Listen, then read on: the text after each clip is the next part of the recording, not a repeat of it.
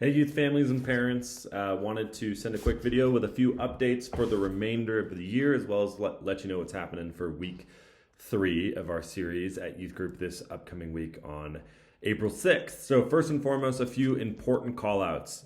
If you received that spring youth ministry calendar at the beginning of the spring, or actually in the winter, I need to call out a couple changes. First and foremost, Van Hunt is being rescheduled. So it was supposed to happen this Saturday, April 5th, but we are looking to change that to sometime mid-May.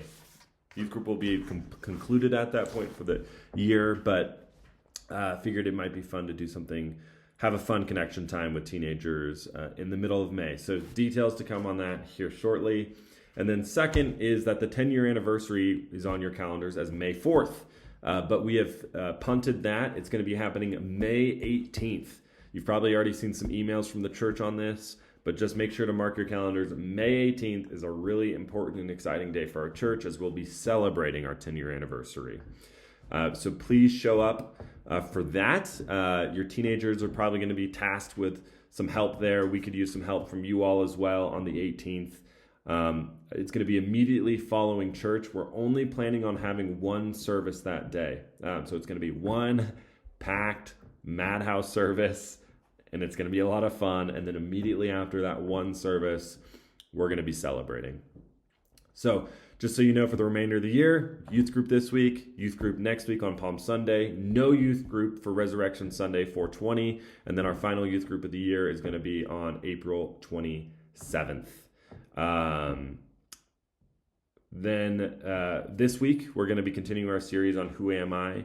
Exploring who God has made you to be. So we're entering our third week. First week, we talked about how we're made in the image of God, all of us, and particularly how we each uniquely represent God's image to the world. Last week, we talked about why we don't always feel like we are made very good, as God calls us in Genesis 1, and how we often feel a lot of guilt and shame, even though we are made in God's good image. This next week, we're going to be talking about how Christ is, for us, the perfect representation of God's image. And so where our image often feels like a jumbled up puzzle, Christ for us shows us that puzzle perfectly put together, and shows us how to live as God's people. And an important part of that, being made in the image of God, or the image of Christ, is that we were all made to be redeemers, that we were all made to make things new again.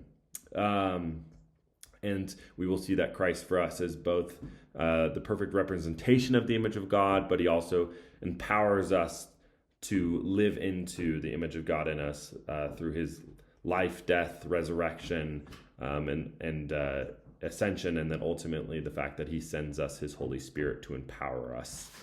Parents, I just want to remind you that during this series, I've been encouraging you to pray for your teenagers,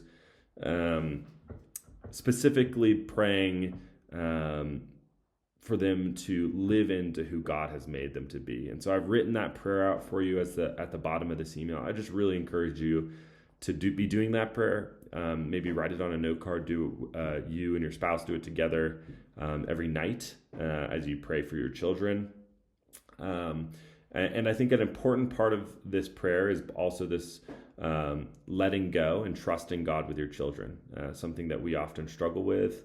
I often struggle with as a parent of young children is wanting my children to be a certain way. And the things I don't like about myself to not be like that, and the things I do like about myself to be like that. But the reality is that God has made your children unique. And so he has made them different than you and I. They are their own individual.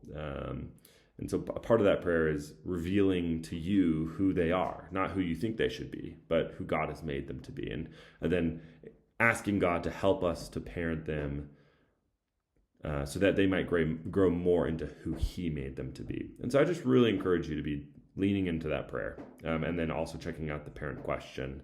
As you engage with that, consider bringing your teenager into that conversation and engaging with them as well. With that, looking forward to seeing your teenagers this Sunday and all of you at church on Sunday morning.